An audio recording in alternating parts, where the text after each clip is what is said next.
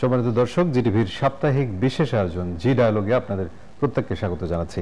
এবং যারা বৃহস্পতিবারের এই আয়োজন আপনারা দেখে থাকেন তারা নিশ্চিতভাবেই জানেন যে মূলত সপ্তাহ জুড়ে যে ঘটনা প্রবাহগুলো থাকে সেটির বিশেষ বিশেষ অংশ নিয়ে আমরা এই অনুষ্ঠানে আলোচনা করে থাকি। তবে আজকের জি ডায়ালগটি যে সময়টাতে হচ্ছে সেটি কিন্তু একটু বিশেষ, কারণ আমরা একদম 2016-র শেষ বৃহস্পতিবারে রয়েছি।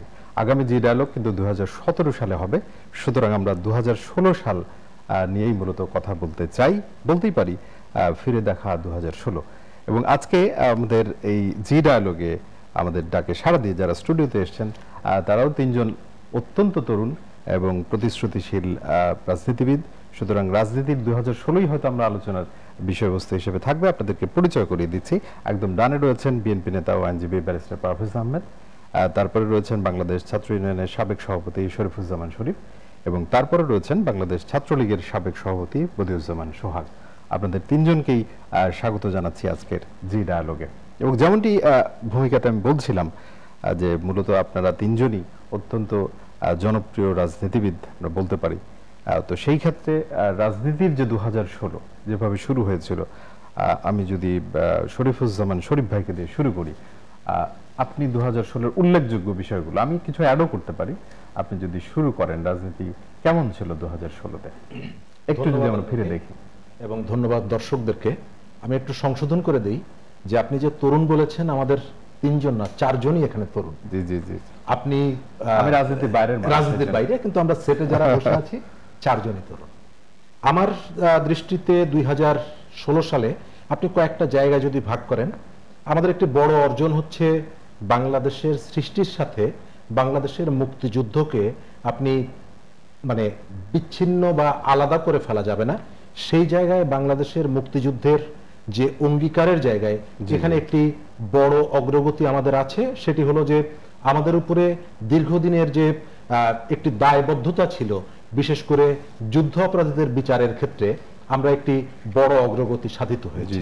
আপনার খেয়াল আছে যে প্রতি বছর 14 ডিসেম্বর শহীদ বুদ্ধিজীবী দিবসে বাংলাদেশের মিডিয়াতে, বাংলাদেশের প্রিন্ট মিডিয়াতে শহীদ বুদ্ধিজীবীদের গণকবর অথবা রায়ের বাজারে তাদের ক্ষতবিক্ষত লাশের ছবি থাকতো।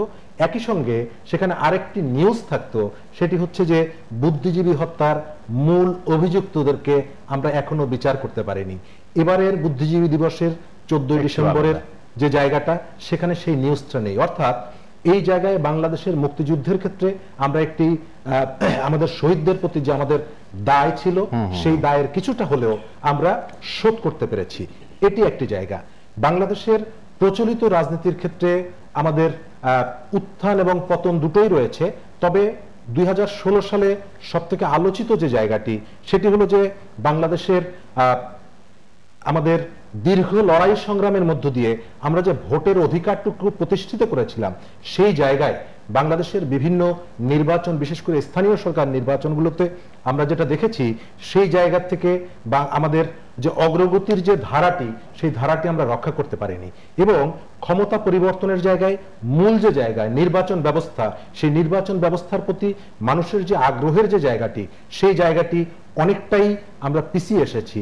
অর্থাৎ 90 সালের পরে সামরিক স্বৈরাচার বিরোধী আন্দোলনের যে স্বপ্ন ছিল, একটি গণতান্ত্রিক বাংলাদেশ, একটি গণতান্ত্রিক বিধি ব্যবস্থা, এবং সেই গণতান্ত্রিক বিধি ব্যবস্থা প্রতিষ্ঠার ক্ষেত্রে মেইন যে জায়গাটি, প্রধান যে ইন্ডিকেটর, সেটি হচ্ছে একটি যে কোনো নির্বাচনগুলোকে অর্থবহ করা এবং মানুষের স্বাধীনভাবে ভোট প্রদানের যে সুযোগ, সেই জায়গাটিতে 2016 সালে আমরা একটি বড় রকমের ব্যত্যয় আমরা এখানে দেখেছি। আবার অন্য জায়গায় উন্নয়নের ক্ষেত্রে, আপনার অবকাঠামোগত উন্নয়নের ক্ষেত্রে সেই জায়গায় বড় বড় কতগুলো অগ্রগতি, যেমন আমাদের পদ্মা সেতু। এটি আমার মতে যে বাংলাদেশের অর্থনীতির চাকাকে গতিশীল করার জন্য এবং বিশেষ করে পদ্মা সেতু বিরোধী একটি চক্রের যে ষড়যন্ত্র ছিল, সেই ষড়যন্ত্র মোকাবেলা করে পদ্মা সেতু নির্মাণের মধ্য দিয়ে এবং এটি ইতিমধ্যে অনেক দূর অগ্রসর হয়েছে। কিন্তু একই সাথে এই ধরনের বড় বড় কতগুলো প্রকল্প আপনি দেখবেন যে ঢাকা শহরে মেট্রো রেলের কাজ হচ্ছে।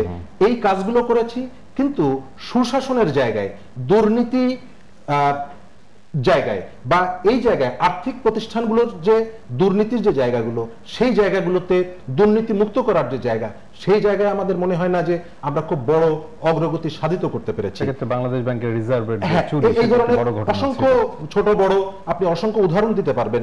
তো সামগ্রিকভাবে আমি আর্থিক খাতে একটি জায়গা বললাম, মুক্তিযুদ্ধের চেতনার জায়গায় একটি কথা বললাম, এবং পাশাপাশি আমাদের সামগ্রিকভাবে বাংলাদেশের জনগণের নিরাপত্তার জায়গাটিও নানাভাবে আমরা প্রশ্নবিদ্ধ করেছি, আমরা বিতর্কিত করেছি। কোনো কোনো জায়গায় আমরা হয়তো বাংলাদেশের ক্ষুদ্র যে জনগোষ্ঠী, যেমন আমাদের এই সময়কালে সব থেকে ন্যাক্কারজনক একটি ঘটনা আমরা ঘটিয়েছি, সেটি হচ্ছে গাইবান্ধার সাঁওতালদের উপরে, যেটি আমরা কোনোভাবেই এটি মেনে নেওয়ার মতো না, মেনে নেওয়া যায় না।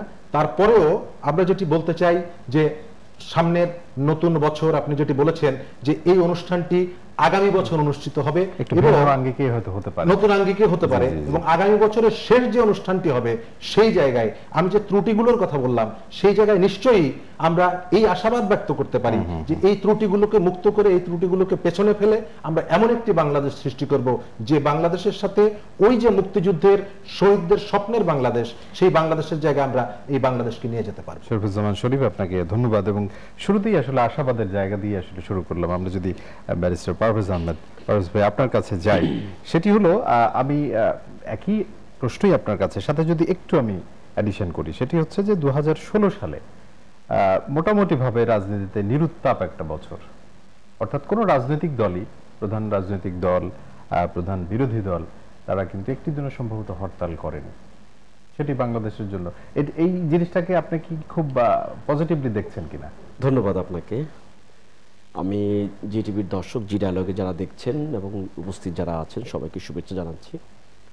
বছরের প্রায় অলমোস্ট শেষের দিকে চলে এসেছি, একদিন বা দুদিন পরেই হয়তো নতুন বছর শুরু হবে। প্রত্যাশার জায়গাটি স্কাই ইজ দ্য লিমিট, এটা অস্বীকার করার উপায় নেই। আমরা এখন যে অবস্থায় থাকি না কেন, প্রত্যাশার জায়গাটা সবসময় অপটিমিস্টিক ওয়েতে আমি দেখতে চাই। আর 2015 শেষের দিকে যখন আমরা এরকম কথা বলেছি, আমার মনে আছে যে আমি জি টিভিতে একদম লাস্ট ডে তো শো করেছি 2015 সালের 31শে ডিসেম্বর। আমার মনে আছে যে ওই দিনও আমাদের প্রত্যাশাটা খুব বড়ই ছিল যে আগামী 2016-তে হয়তো আমরা অনেক কিছুরই আর পুনরাবৃত্তি দেখবো না, যেটা 15-তে আমরা দেখেছি। বিশেষ করে নেগেটিভ যে ব্যাপারগুলি ছিল, নেতিবাচক যে ব্যাপারগুলি ছিল, ব্যাপারটা হয়েছে কি, আমরা যারা এখানে কথা বলছি বা আমরা যারা দেখছি, যারা আমাদের চালাচ্ছেন, আমরা যাদেরকে চালাচ্ছি বা আমরা যাদের দ্বারা আবর্তিত, আমরা কেউ কিন্তু কারো জায়গাতে বেস্ট জায়গাটা খুব বেশি চাওয়ার নেই। কারণ আমাদের অনেক কিছু সীমাবদ্ধতা আছে, অনেক কিছু, মানে আপনি শাসন ব্যবস্থার ক্ষেত্রে বলেন, সুশাসনের ক্ষেত্রে বলেন, রুল অফ লয়ের ক্ষেত্রে বলেন, হিউম্যান রাইটসের এক্সিকিউশনে বলেন, সমস্ত কিছু সীমাবদ্ধতা আছে। এটা তৃতীয় বিশ্বের দেশ হিসাবে আপনি খুব বেশি এগুলিকে ক্রস করতে পারবেন না, খুব বেশি এগুলিকে আপনি বাইপাস করে আপনি একেবারে মানে চমক দেখিয়ে দিবেন, তাও মানুষ কিন্তু আশা করে না। হ্যাঁ, একটা প্রত্যাশার জায়গাটা থাকে, সেটা হচ্ছে যে অ্যাটলিস্ট আমার যে ন্যূনতম যে বেসিক জিনিসগুলি আছে এগুলিতে কেউ হাত দিবে না, এগুলিকে কেউ ডিস্টার্ব করবে না, এগুলিকে সবাই একটু প্রিজার্ভ রাখার চেষ্টা করবে। যেমন শরীফ ভাই সুন্দর করে বলে দিয়েছেন যে 90-এর পরে আমাদের একটা অন্তত এই জায়গাটি ছিল যে আমি ভোট কেন্দ্রে গেলে আমাকে ভোটটি কেউ আগে দিয়ে দিবে, বা ভোট দিবে প্রশাসন, নির্বাচন হয়েছে সুষ্ঠু বা এরকম কিছু আগে থেকে প্রশাসন এটাকে করবে, এরকম ম্যানিপুলেশনের ব্যাপার জায়গাগুলি ছিল না। কারণ আমরা ধরে নিয়েছিলাম যে যে পরিবর্তনটি হয়েছে এটা ইতিবাচক অর্থে আমরা ধরে নিয়েছিলাম, এবং আমরা মনে করি যে যাত্রাটি ঠিক সঠিক পথেই ছিল। ছোটখাটো কিছু ত্রুটি বিচ্যুতি ছিল, বড় রকমের যে ব্যত্যয়টা আমরা 2014 সালের 5ই জানুয়ারিতে দেখলাম, সেই জায়গাটার পরেও কিন্তু 2 বছর পার হয়ে গেছে। আজকেও আমাদের প্রত্যাশা করতে হচ্ছে যে একটা সুষ্ঠু নির্বাচন যাতে হয়, হুইচ ইজ রিয়েলি আমি বলবো যে খুব আপসেটিং একটা ম্যাটার। কারণ আমরা বছরের শুরুতে নারায়ণগঞ্জে একটা নির্বাচন দেখলাম, মোটামুটি এটা এক্সাম্পলারি বলা যায় যে এটা একটা মন্দের ভালো হিসেবে বলতে পারবো, যে অন্য 8-10টি যে নির্বাচন আমরা দেখেছি সারা বছর জুড়ে যে মৎসব নির্বাচনের নামে, সেই তুলনায় সিটি কর্পোরেশন গুলো মাছ ফার বেটার, এটা অস্বীকার উপায় নেই। আর বাকি যে ডেভেলপমেন্টের কথাগুলি এসছে, হ্যাঁ এটা অস্বীকার উপায় নেই যে ভিজিবল কিছু ডেভেলপ অবশ্যই হচ্ছে, এবং এটার জন্য গভর্নমেন্ট সাধুবাদ পাওয়ার যোগ্যতা রাখে। আর পাশাপাশি এটাও সত্য যে গভর্নমেন্টের তাহলে কাজটা কি, যদি তাদেরকে আমার ধন্যবাদ দিতে হয় তাহলে প্রশ্ন আসে গভর্নমেন্ট তাহলে করবেটা কি। যদি ডেভেলপমেন্টের কাজগুলি গভর্নমেন্ট যদি আমাদেরকে আজকে 43 বছর পরেও যদি আমার ডেভেলপমেন্টের জায়গাগুলি আবার সেই অরক্ষিত থেকে যায়, আমরা যদি বঞ্চিত হতে থাকি, তাহলে জনগণকে আর কত বছর অপেক্ষা করতে হবে এই ডেভেলপমেন্টগুলি পাওয়ার জন্য? তার মানে সে আমার প্রশ্ন কথাটি হচ্ছে যে হ্যাঁ, গভর্নমেন্ট গ্রাজুয়ালি এই ভিজিবল ডেভেলপমেন্টগুলি করে দেখাচ্ছে, কিন্তু এখন কথা হচ্ছে পৃথিবীতে কোথাও বলা নেই, বা আমরা যতটুকু জানি রাষ্ট্রবিজ্ঞানে কোথাও নেই যে আমাকে ডেভেলপমেন্ট দিলে বা আমাকে ভালো উন্নয়ন দিলে আমার গণতন্ত্রটিকে আবার প্রিজার্ভ করে রাখতে হবে, কোথাও অন্য জায়গায় রেখে দিতে হবে লুকায়ে, যে না যেহেতু উন্নয়ন চলছে গণতন্ত্র এখন স্থগিত থাকবে, এরকম কোনো ম্যাটার, কোনো কনফ্লিক্ট নেই। বরং আমরা দেখতে পাচ্ছি যে যেখানে ডেভেলপমেন্টের জায়গাটি যত বেশি উচ্চকিত থাকবে, যত বেশি ডেভেলপ থাকবে, ডেভেলপমেন্টের জায়গাটি ডেভেলপ থাকবে, তত বেশি ডায়ালগ থাকবে সেই সোসাইটিতে, তত বেশি সাইমেন্টিয়াসলি ডেমোক্রেসি তত বেশি আরো বেশি মানে কি বলবো স্ট্রেংথ হবে। তার মানে এই 3 ডায়ালগ 3D এর কম্বিনেশনে আমরা রিয়েল 3D কে উপভোগ করতে পারবো। কিন্তু আমরা দেখছি যখনই একটা ডিকে আমরা এখানে ব্যবহার করছি, বাকি 2 ডিকে আমরা মিউজিয়ামে পাঠিয়ে দিচ্ছি, হুইচ ইজ মানে আমি বলবো যে এটা একদম আনএক্সেপ্টেবল। তবে হ্যাঁ, একটা জায়গা গভর্নমেন্ট আমাদেরকে আশাবাদ দিয়েছে, একটি কিন্তু চলমান রয়েছে আর কি, একটা ডি আছে ডায়ালগ 3D না, ডায়ালগ যেটা বলা হচ্ছে রাষ্ট্রপতি দিয়ে search committee, that is end of the ইয়ারে আমরা দেখেছি মাত্র একটু রোলিং, মানে এটাকে জাস্ট বিগিন বলা যায়, এটাকে বলা যাবে না যে এটা মানে আক্ষরিক অর্থে চলমান, কারণ রাষ্ট্রপতি যেটা করছেন এটা যে আসলেই হবে বা এটার যে সত্যিকার অর্থে সবার জন্য কতটুকু বেটার হবে আমি নিশ্চিত জানি না, বাট আশাবাদ থাকলো 2016 তে হয়তো। আর আরেকটা জিনিস সেটা হচ্ছে যে আমি মনে করি যে আমার কাছে পার্সোনালি মনে হয়, দেখুন বাংলাদেশ আওয়ামী লীগ সবচাইতে প্রাচীন, সবচাইতে পুরনো, সবচাইতে ডেমোক্রেটিক ভাবে ফর্মড একটা পার্টি বাংলাদেশে, মানে এটার সাথে অন্য পার্টিকে আপনি কম্পেয়ার করতে পারবেন না এই ডেমোক্রেটিক প্রসেসের জন্য। সেই দলের শাসন ব্যবস্থার সময় আমার কাছে লজ্জা লাগে যদি আমি ডেমোক্রেসির কথা বলি, কারণ ডেমোক্রেসি এবং আওয়ামী লীগের সাথে কেন কনফ্লিক্ট থাকবে? বরং আমি মনে করি আওয়ামী লীগের নিজ দায়িত্বে তারা themselves they have to preserve the democracy, অন্যদের চেয়ে আরো বেশি তারা প্রিজার্ভ করবে, কারণ গণতন্ত্র প্রক্রিয়ার মাধ্যমে আওয়ামী লীগের জন্ম হয়েছে। সুতরাং আমি মনে করি বঙ্গবন্ধুর হাতে যে দলটি বৃদ্ধিপ্রাপ্ত হয়েছে, বঙ্গবন্ধুর হাতে যে দলটি তারা শাসন ব্যবস্থায় বারবার দেশকে লিড করেছে, সে তার কন্যা হয়ে তার সময়ে জনগণকে ডেমোক্রেসির জন্য হাউট পিটিশ করতে হবে বা আমাকে আপনাকে টকশোতে কথা বলতে হবে, চিন্তা করতে হবে। আমি পার্সোনালি মিট করি আওয়ামী লীগের যারা কর্মী আছেন, শুভাকাঙ্ক্ষী আছেন, নেতা কর্মী আছেন, I don't think so that they feel comfortable.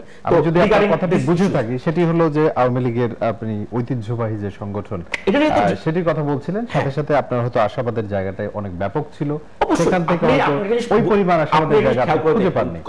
আমরা যদি একটু বলে দিচ্ছি, যেমন আপনি আমাদের সঙ্গে শো করছেন আজকে, আমরা কি আশা করছি যে হ্যাঁ he has been started last 3 months, so now he is gradually getting better. তো আমরা কি করব, আপনি যত দিন যাবে আপনার অ্যাঙ্করিং আরো বেশি ম্যাচিউর হবে। তো আমি মনে করি একটা দল হিসেবে আওয়ামী লীগ ইনাফ ম্যাচিউর, 63, 65, ছাত্রলীগ 69-এ পদার্পণ করেছে, তো তাদের অ্যাকশনগুলি কি, তাদের কার্যক্রমগুলি কি আরো বেশি ম্যাচিউর হবে। এখন তাদের আচরণটা যদি ওইটা কিডসের মতো হয়ে যায়, কেমন আচরণ আমরা যদি তাহলে নিশ্চয়ই সেটা গ্রহণযোগ্য হবে না। I don't think so he is going to disagree with me. আমি আসছি, ধন্যবাদ দর্শকদেরকে। আসলে আমাদের এই 2016 সালে অনেক আমাদের অগ্রগতি রয়েছে, অনেক বিশেষ করে রাজনীতির অঙ্গনে, বিশেষ করে এই সময় আমাদের রাজনৈতিক বড় বড় রাজনৈতিক দলগুলোর সম্মেলন হয়েছে, নতুন কমিটি হয়েছে, নেতৃত্বের একটা পরিবর্তন এসেছে, এই ধরনের অনেক আশার সঞ্চার হয়েছে মানুষের মাঝে। আমি সেগুলোর পাশাপাশি আপনারা জানেন যে শরীফ ভাই যে কথাগুলো বলেছিলেন যে যুদ্ধাপরাধীদের বিচার এবং জঙ্গিবাদ দমন, আপনারা জানেন যে সারা বিশ্বে যেখানে জঙ্গিবাদের একটি উত্থান, একটি অস্থিরতা, সেখানে বাংলাদেশেও সেটি কিন্তু এই বছরের শুরু থেকে বেশ কালো থাবা বাংলাদেশে যে পড়েছিল, সেখানে বাংলাদেশের আমরা দেখতেছি যে আজকে শক্ত হাতে সেটিকে নির্মূল করা হচ্ছে এবং সেখানে প্রশাসন কিন্তু অনেক মানে সাহসী ভূমিকায় রয়েছে। আর ইলেকশনের যে প্রসঙ্গটি এসছে, আমি সেই প্রসঙ্গে বলতে চাই, দেখুন আসলে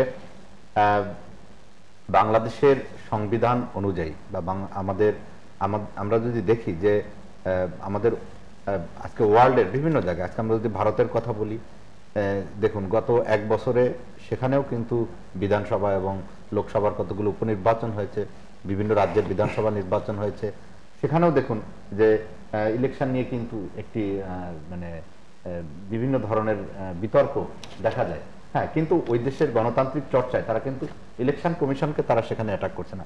আপনি দেখুন যে এই বছরে মার্কিন যুক্তরাষ্ট্রের প্রেসিডেন্ট নির্বাচন হয়েছে এবং সেখানে সিনেট নির্বাচন হয়েছে, সেখানেও কিন্তু সেটি নিয়েও এবার সেখানে নিয়েও কিন্তু ইলেকশন নিয়ে কথা উঠেছে। কিন্তু আমাদের প্রশ্ন, আমরা যদি এটা একাডেমিক্যালি, ভাই একটু যদি আপনাকে থামে, একজন দর্শক আছে আমাদের সাথে। সম্মানিত দর্শক, আপনার নাম বলে প্রশ্নটি করুন। জি, আমি ব্যারিস্টার পারভেজ আহমেদ, ভাই আমাকে মেবি চিনবেন। আমি বগুড়া থেকে তরিকুল বলতেছিলাম। শরীফুল, জি বলুন। শরীফুল না, তরিকুল। তরিকুল, জি তরিকুল ভাই বলেন। জি, পারভেজ ভাইয়ের কাছে আমার একটা কোশ্চেন ছিল, সেটা হচ্ছে বিএনপি আওয়ামী লীগের এত বড় মানে নির্বাচনে সবকিছু এত কিছু দেখার পরও বিএনপি বারবার কেন এই যে পৌরসভা নির্বাচন বলেন, নারায়ণগঞ্জে যেটা হইলো, সব জায়গায় কেন যাচ্ছে, কিসের জন্য? জি জি দর্শক, আপনার প্রশ্নটি সম্ভবত আমরা বুঝতে পেরেছি এবং রাজ ভাই হয়তো জবাব দিবেন। আমরা সোহাগ ভাইকে শুনে যাই। আমি যে প্রসঙ্গে বলতেছিলাম যে আমাদের ইলেকশন কমিশন যে ইলেকশনগুলো অ্যারেঞ্জ করেছে, আমরা জানি যে 2014 সালের 5ই জানুয়ারি ইলেকশন, সেটি কিন্তু নির্বাচনের বা নির্বাচন কমিশনের সফলতার সাথে এখানে কিন্তু তার কিছু সহায়ক প্রতিষ্ঠান যেগুলো রয়েছে, যেমন নির্বাচন কমিশনের সাথে আমরা যদি বিচার বিভাগের কথা বলি, আমরা গণমাধ্যমের কথা বলি, আমরা যদি আপনার সুশীল সমাজের কথা বলি, আমরা এর পাশাপাশি সবচেয়ে বড় যেটা এই মানে নির্বাচনকে সফল করার জন্য রাজনৈতিক দলের ভূমিকা হচ্ছে সবচেয়ে বড় ভূমিকা। আমরা সেটা লক্ষ্য করেছি যে 2014 সালের নির্বাচনে এখানে প্রধান একটি মানে বৃহৎ একটি রাজনৈতিক দল বিএনপি, তারা কিন্তু নির্বাচনে অংশগ্রহণ করে নাই এবং নির্বাচন প্রতিহতর ঘোষণা দিয়ে তারা সহিংসতা চালিয়েছে। আপনি দেখুন, এবং সেই নির্বাচনের পূর্বে চারটি সিটি কর্পোরেশনে, চারটি না আরো বেশি, কুমিল্লায় হয়েছে এবং চিটাগাংয়ে হয়েছে, তাদের ল্যান্ডস্লাইড বিজয় হয়েছে। তারপরেও তারা কিন্তু নির্বাচনের 2014 সালের নির্বাচনে তারা সহযোগিতা করেনি। একটি রাজনৈতিক দলের যে ভূমিকা থাকা উচিত, যে সেই ভূমিকাটি তারা কিন্তু সেটি পালন করে নাই। আপনি দেখুন যে আমরা কিন্তু যদি ভারত বা আমেরিকার কথা বলি, সেখানে কিন্তু রাজনৈতিক দলগুলো তাদের কিন্তু সেই সহযোগিতাটা থাকে। আপনি দেখুন এরপরে এসে তারা যেটা করেছে, যে নির্বাচনে এসেছে, এই গতবার নারায়ণগঞ্জের এর আগের যে নারায়ণগঞ্জের নির্বাচনটা, তারা নির্বাচনে অংশগ্রহণ করেছে কিন্তু জোর করে তাদের প্রার্থীকে তারা মধ্যপথে তারা সেখান থেকে প্রত্যাহার করে নিয়েছে। ঠিক তেমনি ভাবে ইউনিয়ন পরিষদ নির্বাচন, পৌরসভা নির্বাচন, তারা কিন্তু এইসব নির্বাচনগুলোকে তারা অংশগ্রহণ করেছে এবং তারা তাদের পরাজয়, বিশেষ করে আমরা যদি বলি যে আমাদের জায়গা থেকে যে বিগত এই যে 5ই অর্থাৎ 2015 সালের 5ই জানুয়ারি বা 2013 সালের সহিংসতা, এই ধরনের জ্বালাও পোড়াওয়ের কারণে তারা যখন তাদের নিশ্চিত পরাজয়ের জায়গাটা তারা বুঝতে পেরেছে, তখনই কিন্তু তারা নির্বাচন বয়কটের একটা সংস্কৃতি তারা চালু করেছিল। এবং আপনি দেখুন যে আজকে যে নির্বাচনগুলো হচ্ছে, সেগুলো এই যে নারায়ণগঞ্জের নির্বাচন হলো, আজকে এই জেলা পরিষদ নির্বাচন একটি স্বচ্ছ নির্বাচন হয়েছে। এখানে নির্বাচনের আইন অনুযায়ী আজকে সেখানে প্রতিনিধিরা কিন্তু তারা ভোট দিয়েছে। তো এখানে আমরা বলতে চাই যে বাংলাদেশে গণতন্ত্রের কোনো ঘাটতি নেই, গণতন্ত্রের কোনো ঘাটতি নেই। বাংলাদেশের গণতন্ত্র অব্যাহত রয়েছে এবং আপনারা জানেন যে এখানে আজকে ডেভেলপমেন্ট রয়েছে, আজকে রাজনীতির যে একটা সংস্কৃতি সেটি কিন্তু এখানে রয়েছে। আর নির্বাচন কমিশনের যে উনি বলেছেন যে 90-এর পরে এ ধরনের নির্বাচন হয়নি, সেটি কিন্তু সঠিক নয়। বাংলাদেশের আমরা যদি বলি যে সেই 70-এর নির্বাচনের কথা, সেই পাকিস্তান সামরিক শাসক সেই ইয়াহিয়া খানের সময়ও কিন্তু সেই নির্বাচন নিয়েও কিন্তু প্রশ্ন ওঠে নাই, সেখানে কিন্তু আওয়ামী লীগের বিপুল বিজয় হয়েছিল। এবং 1973 সালের বাংলাদেশের প্রথম নির্বাচন, সেটি নিয়েও কিন্তু কোশ্চেন নাই। শুধুমাত্র খন্দকার মোস্তাকের যে কুমিল্লা নির্বাচনটি, সেটি নিয়ে একটু কথা প্রচলিত রয়েছে। আমরা নির্বাচন কমিশনকে যদি কলঙ্কিতর কথা বলি, সেটি কিন্তু আমরা বলতে পারি প্রথম 1977 সালে যে হানা ভোটের কথা, তারপরে আমরা বলতে পারি যে 1979 সালে যেখানে সামরিক শাসক জিয়াউর রহমান তিনি 99% ভোট পেয়ে নির্বাচিত হয়েছিলেন। আমরা যদি বলি যে সে 91-এর পরে এর কথাও যদি আপনি বলেন, সেই 94-এর মাগুরা নির্বাচনের কথা বলতে পারি। আমরা যদি 2001 সালের কথাও পরের কথাও বলি, যে আপনার এই যে ঢাকা 10-এর নির্বাচনের কথা বলি, তো এই ধরনের নির্বাচন কমিশনকে কলুষিত করা এবং বিতর্কিত নির্বাচন করা আমরা সেটা দেখেছি। যে বিচারপতি সেই নির্বাচন কমিশনার ছিলেন বিচারপতি আব্দুর রউফ সাহেব, বিচারপতি সাদেক সাহেব, তারপরে এই যে একদম মানে কি বলে আর কি, যে হাস্যকর একজন বিচারপতি যে আজিজ সাহেব, তিনি একজন নির্বাচন কমিশনার ছিলেন। সে তাদের আমলে নির্বাচনগুলো আমরা দেখেছি। তা আমরা মনে করি না যে সেই সমস্ত চড়াই সবাই একটু উতরাই যদি পেরিয়ে আপনাকে আমি একটু শেষ বিনয়ের করি। সাথে যদি আমি বলি। একটু শেষ করছি। সেই চড়াই উতরাই পেরিয়ে আজকে বাংলাদেশ যেখানে এগিয়ে এসেছে, আমরা এই 2016 সালের এই একদম শেষ প্রান্তে এসে আমরা আজকে বর্তমানে সংবিধানের সেই নিয়মগুলোকে ফলো করে আজকে যেভাবে সার্চ কমিটি গঠন করা হবে, সেই জন্য যে মহামান্য রাষ্ট্রপতির যে উদ্যোগ, এবং আমরা মনে করি যে 2017 সালে 9 ফেব্রুয়ারি সম্ভবত ইলেকশন কমিশনের নির্বাচন কমিশন মেয়াদ শেষ হবে, তারপরে যে একটা কমিশন গঠিত হবে, সেটা নিয়ে আসলে আমরা মনে করি যে এটা নিয়ে আমাদের ওরকম কোনো ইয়ে নেই। আমরা এটাকে মনে করি খুব স্বাভাবিক, এবং এটি একটি বাংলাদেশের জন্য আমি মনে করি একটু সুন্দর দিকে নিয়ে যাবে, এবং আগামী নির্বাচন বাংলাদেশের জন্য এটি অত্যন্ত গ্রহণযোগ্য এবং সুন্দর নির্বাচন হবে, যদি বাংলাদেশের রাজনৈতিক দলসমূহ সহযোগিতা করে, যদি বাংলাদেশের গণমাধ্যম দেশের সংবিধান বা এই কমিশনকে সহায়তা করে, যদি বাংলাদেশের সুশীল সমাজ তারা এই বিষয়গুলোকে তুলে ধরে, তাহলেই আসলে সুন্দর এবং নির্বাচনকে সফল করার জন্য এবং সকলের গ্রহণযোগ্যতা পাওয়ার জন্য এই রাষ্ট্রের অন্যান্য যে সকল প্রতিষ্ঠানগুলো রয়েছে, সেটি আমাদের সংবিধান একদম অবিকল ভারতের সংবিধানের মতোই, সেখানে যতটুকু ভারতের সংবিধানের যতটুকু ক্ষমতা সেই ক্ষমতাগুলো দেওয়া হয়েছে, আমাদের এখানে করা যাবে 2017 সালে চেষ্টা করছি। আমরা মনে করি যেখানে সবাই যদি সহযোগিতা করে, তাহলে বাংলাদেশে আমরা মনে করি যে বিশ্বের কাছে একটি গ্রহণযোগ্য নির্বাচন দেওয়া সম্ভব। ধন্যবাদ জানাচ্ছি, আপনি বেশ সুন্দরভাবে বলছিলেন। এবং আমরা আসলে তিনজনই যেটি বলছিলাম 2016 রাজনীতি, সেখানে কিন্তু আসলে নির্বাচনের জায়গাটাতেই আসলে আমরা ঘুরপাক খাচ্ছিলাম। শরীফুজ্জামান শরীফ ভাই, আপনি এর বাইরে যদি রাজনীতির যে বিষয়গুলো ছিল সেগুলো নিয়ে বলেন, কিন্তু তার আগে একজন দর্শক আছে।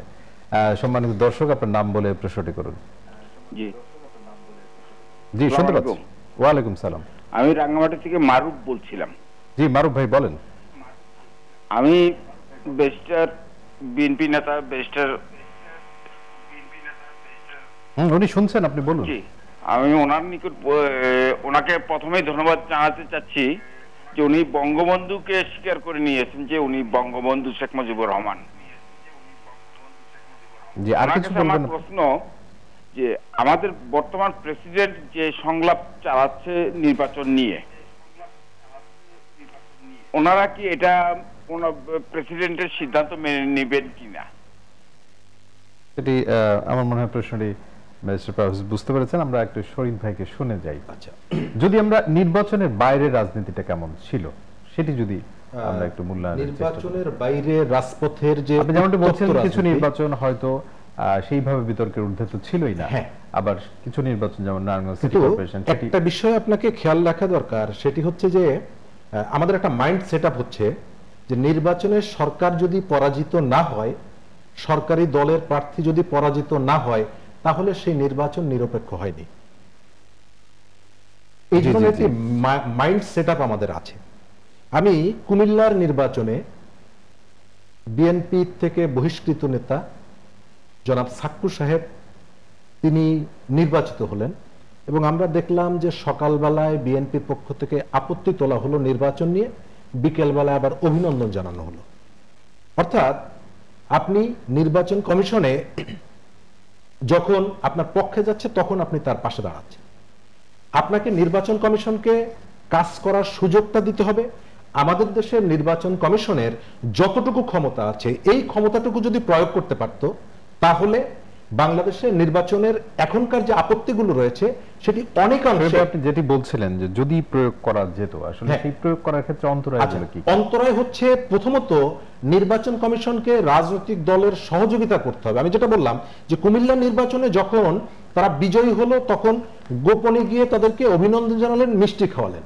আবার আপনি দেখেন যে ঢাকার পাশে একটি জেলায় গত ইউনিয়ন পরিষদ নির্বাচনে একজন পুলিশ কর্মকর্তাকে নির্বাচন কমিশন থেকে বদলি করা হলো, ঠিক 3 দিন পরে তাকে আবার সেই জায়গায় নিয়োগ দেওয়া হলো, সরকার নিয়োগ দিলেন। তার মানে হলো যে এর ভেতর থেকে যখন প্রশাসন নির্বাচন কমিশনকে সহযোগিতা করবে না, বা প্রশাসন যখন নির্বাচন কমিশনের কথা শোনে না, তখন নির্বাচন কমিশনের পক্ষে ওই কর্মকর্তার বিরুদ্ধে তার ক্ষমতা কিন্তু রয়েছে ওই কর্মকর্তার বিরুদ্ধে অ্যাকশন নেওয়ার, এমনকি নির্বাচন বাতিল করে দেওয়ার ক্ষমতা রয়েছে, এমনকি প্রার্থিতা মানে বাতিল করার ক্ষমতা রয়েছে, কিন্তু নির্বাচন কমিশন ওই কাজটি করতে কেন পারেন না?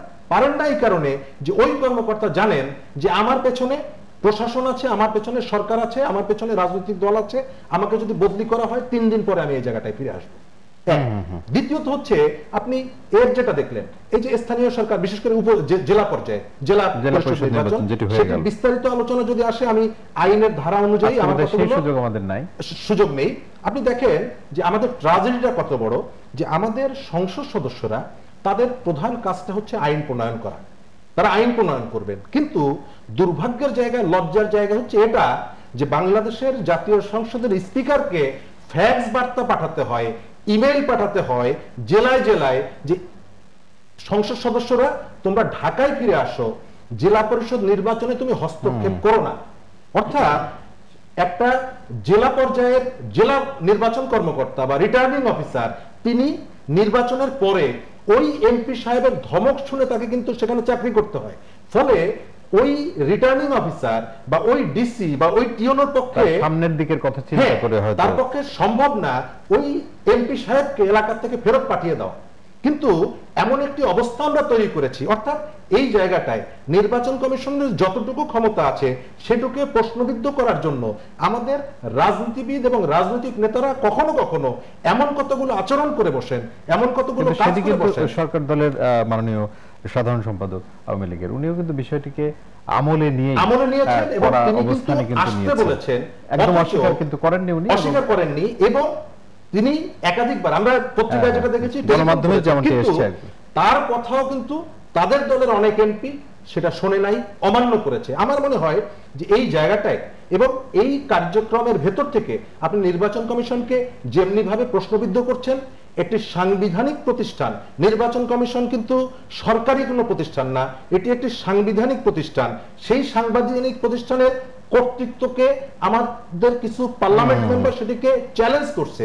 ফলে আমার মনে হয় যে নির্বাচন শেষ হয়ে গেল, আমি সঙ্গে সঙ্গে সবকিছু গুটে নিয়ে আসলাম, না, সেটা না।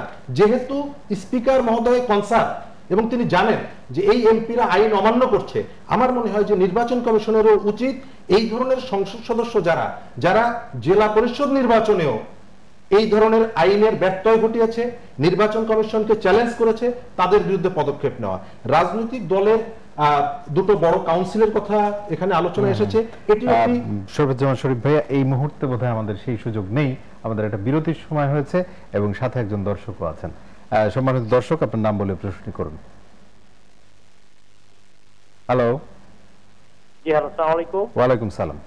জি, আমি আমিনুর রহমান, মান্দা, নওগাঁ থেকে বলছি। জি জি জি। হ্যাঁ, আমার ওই সাগর ভাইয়ের কাছে একটা প্রশ্ন আছে। হ্যাঁ, আমরা একটা জরিপে পাইছি যেখানে বাংলাদেশ 40% তরুণ বেকার আছে। হ্যাঁ, তারা বাংলাদেশের কোনো ধরনের কাজের সঙ্গে পার্টিসিপেট করতে পারছে না। এবং সেকেন্ড প্রশ্নটা হচ্ছে যে আমরা এখন বাংলাদেশকে সামনের দিকে এগিয়ে নিয়ে যাচ্ছি, আগের স্বপ্ন দেখছি, যেখানে 40% তরুণ এখন পর্যন্ত বেকার রয়েছে, তাদেরকে আমরা কোনো কাজে সম্পৃক্ত না করে, আর সম্পৃক্ত করার কোনো সুযোগও নেই, কারণ বাংলাদেশের রাজনৈতিক পরিস্থিতি খারাপ, তারা কোথায় কি করবে? সেটি আপনার প্রশ্ন। আসলে 40% বেকার এখনো কাজের সাথে সম্পৃক্ত হতে পারছে না। আমরা ব্যারিস্টার পারভেজের কাছে অবশ্যই আসবো, কিন্তু একটা বিরতির সময় হয়েছে। জি ডায়ালগে নিচ্ছে একটা ছোট্ট বিরতি, ফিরছে এক্ষুনি, সঙ্গে থাকুন। সুপ্রিয় দর্শক, বিরতির পর আরো একবার স্বাগত জানাচ্ছি জি ডায়ালগে। এবং আমরা যে আলোচনায় ছিলাম এবং তার মাঝখানেই আমরা দেখছিলাম ব্যারিস্টার পারভেজ আহমেদ অনেকগুলো প্রশ্ন আপনাকে দর্শকও করেছে এবং আপনিও হয়তো চেষ্টা করছিলেন অনেকগুলো কথা বলবার জন্য। আপনার প্রশ্নগুলো যদি মনে করেন। জি জি, থ্যাংক ইউ ফর দ্যাট। আমার মনে আছে প্রথম দর্শক ফোন করে জানতে চেয়েছিল যে এই অব্যাহত নির্বাচনের এই যে সমস্যা হচ্ছে, ত্রুটি বিচ্যুতি, তারপরও কেন বিএনপি বারবার রিপিটেডলি জয়েন করছে ইলেকশনগুলি। দেখুন, বিএনপিটা নির্বাচনমুখী দল এবং বাংলাদেশের যে রাজনীতি, যেহেতু কোনো যে গণতান্ত্রিক আবহাওয়া যেটার মধ্যেই আছে, নির্বাচনে অংশগ্রহণ ব্যতি রেখে অন্য কোনো বিকল্প রাস্তা নেই যেটা দিয়ে আপনি আপনার জনপ্রিয়তা যাচাই করবেন, মাপকাঠি। সো সেক্ষেত্রে একটা গণতান্ত্রিক দল হিসেবে নির্বাচনে আপনাকে যেতেই হবে। যদি কোনো শর্ত সাপেক্ষে আপনি বয়কট করেন, একটা বয়কট করতে পারেন, but next you have to join again to recheck your position, এটা একটা ব্যাপার। আর সেকেন্ডলি যেটা দর্শক যেটা বলেছে যতটুকু আমি বুঝি আর কি, যে তারা বেকারত্বের একটা কথা তুলে ধরেছে, দর্শক জানতে চেয়েছে যে এত পার্সেন্ট আমরা এত রাজনীতি করছি, এত কথা বলছি, কিন্তু আসলে এই 40% জেনারেশনকে বাদ রেখে তাদের ডেভেলপমেন্ট, তাদেরকে এমপ্লয়মেন্টের সুযোগ অপরচুনিটি না দিয়ে আমরা কি রাজনীতি করব, কি অবস্থা। তো এটা আসলে হ্যাঁ, এটা অবশ্যই শঙ্কার একটা বিষয়। আমাদের যারা রাজনীতিবিদ আছে তাদের অবশ্যই এটা ভাবনার বিষয়, তাদের কিভাবে মূল মেইন স্ট্রিমের মধ্যে নিয়ে অ্যাড করা যায়, তাদেরকে এমপ্লয়মেন্ট অপরচুনিটি কীভাবে বাড়িয়ে দেওয়া যায়, সেই সুযোগটা আমাদের অবশ্যই দেখার বিষয়। তো আমি ছোট ছোট কয়েকটা বিষয় আমি এবার তুলে ধরতে চাই, যেটা সোহাগও তুলেছেন, শরীফ ভাইও তুলেছেন। দেখুন, নির্বাচন কমিশনের যেই জায়গাটি আমরা আলোচনা করলাম, তাতে একটা জিনিস মনে হচ্ছে যে দলগুলি সহযোগিতা করলেই বোধহয় নির্বাচন কমিশন একদিনেই বোধহয় মেরুদণ্ড সোজা করে দাঁড়াতে পারবে। It's not like that, it's not so easy. আমরা যারা নির্বাচন কমিশনের পক্ষ থেকে কিন্তু তেমন কথাই বলা হয়েছে, এটা হচ্ছে মানে নির্বাচন কমিশনের যে বক্তব্য, তার মানে যেটা দাঁড়াচ্ছে সেরকম যদি সহযোগিতার জায়গা থাকে তাহলে হয়তো পুলিশ প্রশাসন বা স্ট্রাইকিং ফোর্স, মানে রাজনৈতিক দলগুলি তাদেরকে সহযোগিতা করবে না এরকম কোন বার্তা কখনো কোনো কালে তাদেরকে পৌঁছে দেওয়া হয়েছিল কিনা?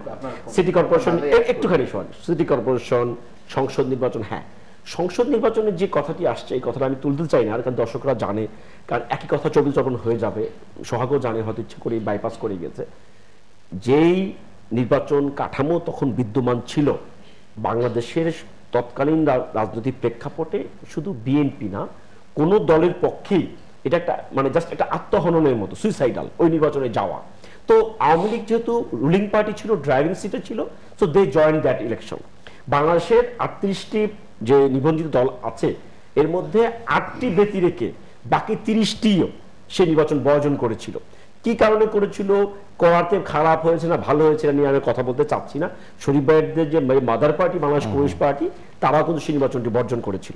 বাংলাদেশের যে আরো 30টি নিবন্ধিত দল ছিল বিএনপি ব্যতি রেখে, তারাও নির্বাচনটি বর্জন করেছিল একটি গ্রাউন্ড। সেই গ্রাউন্ডটি হচ্ছে কি, যে ব্যবস্থায় আপনি নিজে খেলবেন না সেই ব্যবস্থায় আপনি আরেকজনকে খেলতে বাধ্য করতে পারেন না।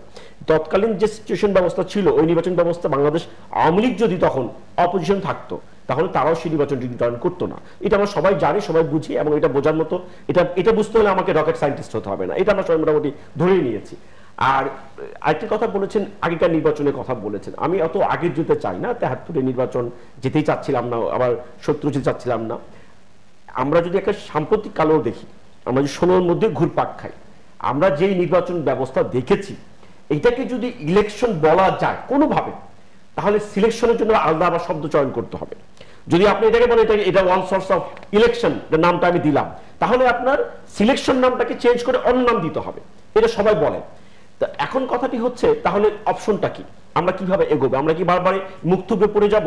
হ্যাঁ, একটা কথা আছে আমাদের লোকালি বলে, আমাদের নারায়ণগঞ্জে, আমি যেহেতু নারায়ণগঞ্জের বাসিন্দা সেই জন্য বলছি যে ক্ষেতের চাকা নাকি খেতেই, মানে জমির চাকা জমিতেই ভাঙতে হয়, এটা বাড়িতে নিয়ে ভেঙে আবার জমিতে নিয়ে ফেরত আনা যায় না। মানে আপনি রাজনৈতিক পরিবেশটা যেহেতু আপনি নিজেই কলুষিত করেছেন, আপনি আপনার ব্যবস্থা দিয়ে রাজনৈতিক ব্যবস্থাটাকে আপনি অন্য জায়গায় নিয়ে চলে গেছেন, আপনাকে এটাকে শুরু করতে হবে। দ্যাটস ওয়াই গভর্নমেন্ট এই লাস্ট স্টেজে এসে, বিশেষ করে এই যে নির্বাচন কমিশনারদের সহযোগিতায়, বাংলাদেশের ইতিহাসে নির্বাচনকালীন সবচাইতে বাজে সিচুয়েশন তৈরি করার জন্য যারা দায়ী, তারাই সেটাকে ঠিক করার চেষ্টা করেছেন লাস্ট একটা এফোর্ট হিসেবে। কারণ কি, কারণ তারা যদি এই চেষ্টাটা না করে যেত বা না করতো, তাহলে বাংলাদেশের ইতিহাসে সবচাইতে ঘৃণিত ব্যক্তিদের নামের কাতারে তাদের নামটি থাকতো। কারণ একটা হচ্ছে যে কফিনের লাস্ট প্যারেকের মতো অবস্থা ছিল। তো আমি সাধুবাদ দিব যে at least they realised, including government, যে নো, নির্বাচন নিয়ে যে পরীক্ষা নিরীক্ষা হয়েছে, নির্বাচন নিয়ে যে রকমের খেলা হয়েছে, যে নাটক হয়েছে, যে গল্প হয়েছে, এগুলো হতে দেওয়া যায় না।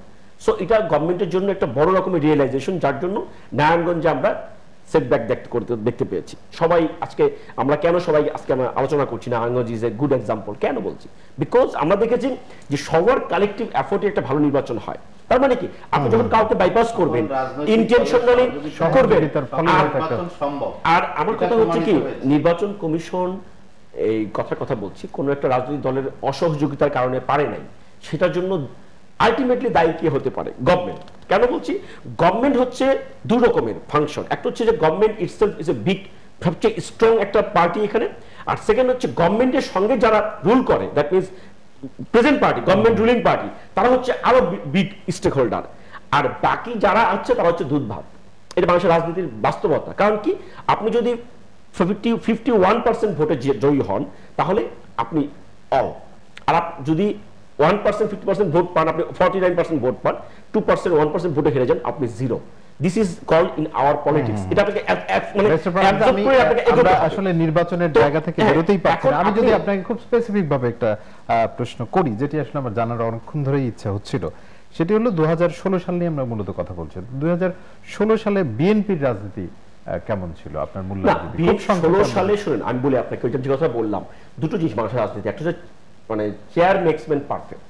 আমার দেশের রাজনীতিটি গণতন্ত্র ডেমোক্রেসির প্র্যাকটিসটা এরকম হয়ে গেছে যে ক্ষমতা কেন্দ্রিক। আমি স্বীকার করি আর না স্বীকার করি, অস্বীকার করি না করি, আজকে আওয়ামী লীগ যে কথাগুলি গল্পচ্ছলে বলে, যে কথাগুলি উদাহরণ হিসেবে বলার চেষ্টা করে, যেটাকে সামনে আনার চেষ্টা করে যে এই জিনিসগুলি হওয়া উচিত, আমাদের কথা রাখতে হবে যে একই জায়গায় আমি বসে একই কথা বলতে পারবো কিনা। আনসার ইজ নো, আমি পারবো না। কেমন কথা বলছেন যে বললেন যে বিএনপি রাজনীতি কেমন। এখন একটা বিরোধী দল, যে বিরোধী দলটি সংসদে নেই, যে বিরোধী দলটিকে একটা জনসভা করতে হলে পুলিশ সরকার পুলিশের খেলা টিপিংকং বলের জায়গায় খেলতে হয়, এবং হাস্যকর লাগে বাংলাদেশে আপনি একটা জনসভা করবেন, যে জনসভা বাংলাদেশের যে কোনো সময় যে কোনো ব্যক্তি, আমরা একটা সময় স্বৈরাচারের বিরুদ্ধে আন্দোলন করেছি, কখনো we didn't hard, we didn't listen যে পুলিশ অনুমোদন দিয়েছে তারপরে হাসিনা বা খালেদা জিয়া জনসভা করেছে। এটা আসলে হাস্যকর একটা ম্যাটার। বাট আমরা এখন শুনছি কি যে জনসভা করতে হলে ইউ নিড দ্য পুলিশ মানে পারমিশন। ওয়েল, তর্কে খাতে ধরে নিলাম যে for safety and security, because lot of threat. আজকে গণতান্ত্রিক ব্যবস্থা এত ডেভেলপ করেছে, জঙ্গিরা প্রতিনিয়ত আমাদের তাড়া করে ফিরছে। আজকে বিএনপির সময় যখন বাংলা ভাইয়ের উদ্যোগ হলো, তখন আমরা শুনি যে বিএনপির এটা নাকি দোষ। আর আওয়ামী লীগের সময় হলি আর্টিজান, এই নাসিমনগর, এইটা সেটা ঘটনা, সাঁওতাল পল্লী, অভাব নাই, তারপর ওনাকে শুনি গভর্নমেন্ট নাকি ভালো করছে।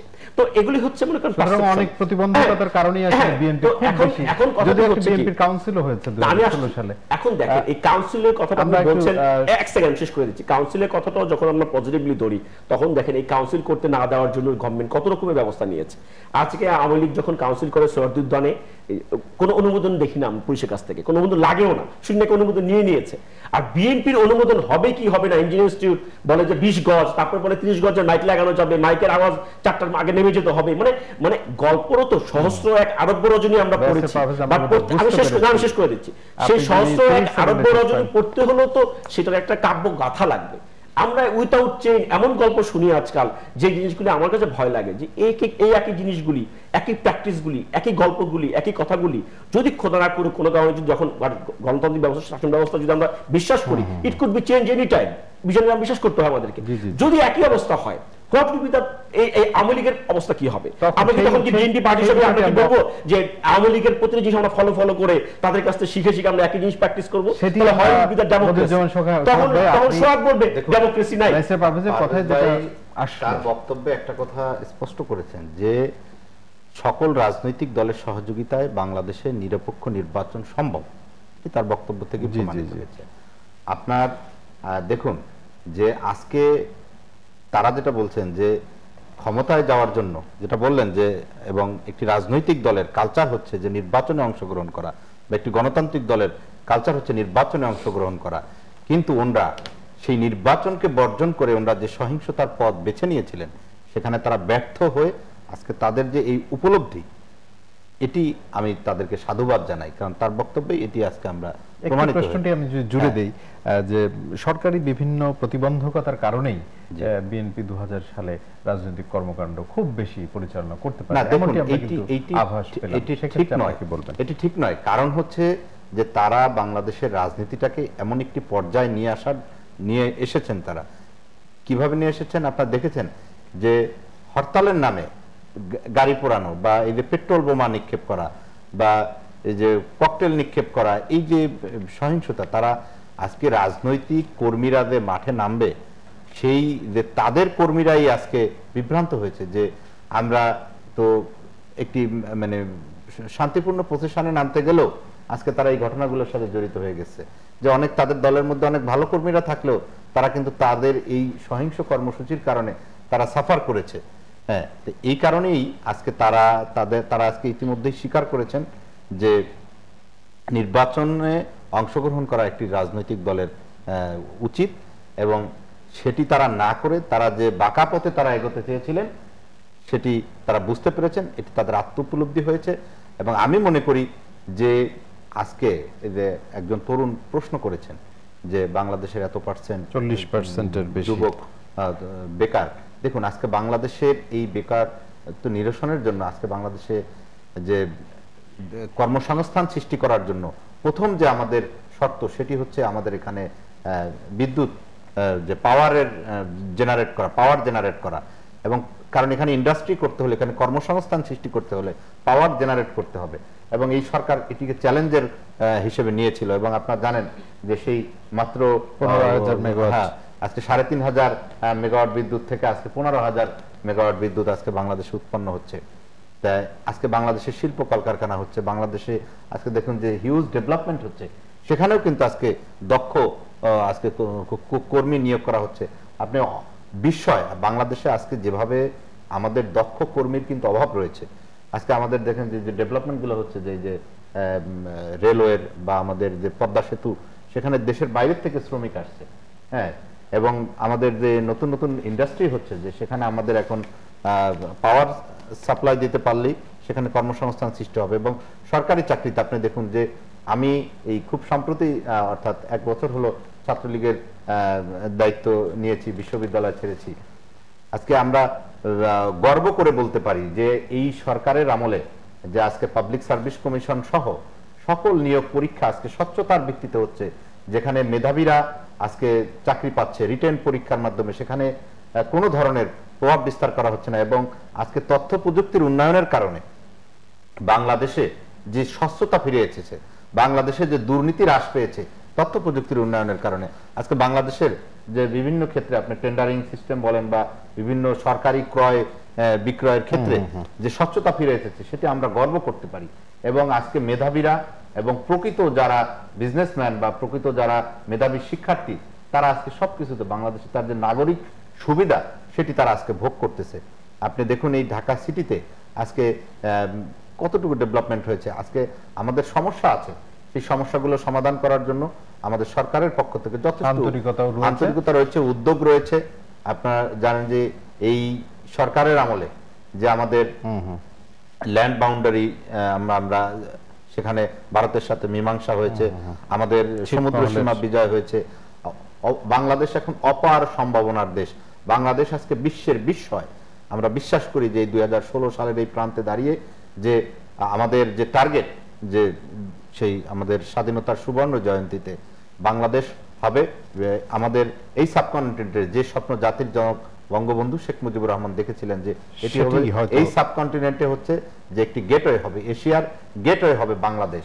এবং এখানে আমাদের যে আমরা সেই দিনের স্বপ্ন দেখি, আমরা যারা তরুণ প্রজন্ম, যেহেতু একজন তরুণ প্রশ্ন করেছেন, আমি সেই তরুণদেরকে আশ্বস্ত করতে চাই, এই হতাশার জায়গাগুলো আমি সেই তরুণদেরকে আশ্বস্ত করতে চাই যে আমরা যে জায়গায় পৌঁছেছি, আজকে আমাদেরকে সেই মিথ্যে কথা বলে যে সেই ভারত বিরোধী প্রোপাগান্ডা ছড়িয়ে যে চক্রান্ত করে সেই ধরনের রাজনীতি এই বাংলাদেশের মাটিতে আর প্রশ্রয় পাবে না। বাংলাদেশ এগিয়ে যাবে এবং বাংলাদেশ সেই দিন আর দূরে নয় যে এই বাংলাদেশে আজকে আপনি দেখুন, কয়েকদিন আগে আমি একটি পত্রিকা দেখলাম, শুধু বাংলাদেশের কয়েকটি পাবলিক বিশ্ববিদ্যালয় বা কয়েকটি মেডিকেল কলেজে নয়, বাংলাদেশের 5টি প্রাইভেট বিশ্ববিদ্যালয় প্রায় সহস্রাধিক বিদেশি ছাত্র এখানে পড়াশোনা করছে।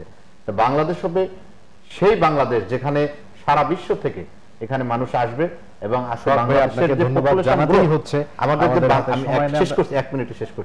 বাংলাদেশের যে আজকে পপুলেশন গ্রোথ, সারা বিশ্বের এমন কোন সিটি নেই যেখানে বাংলাদেশের বাঙালি আজকে নেই। ফারুক ভাই, আপনি দেশে বিদেশে অনেক জায়গায় ঘুরেছেন, নিশ্চয়ই আপনি সেটি বলতে পারবেন যে আমাদের এখন হচ্ছে যে আমাদের যে মানব যে এই সম্পদ রয়েছে সেটাকে মানব শক্তিতে পরিণত করা এবং সেটিকে দেশে বিশ্বে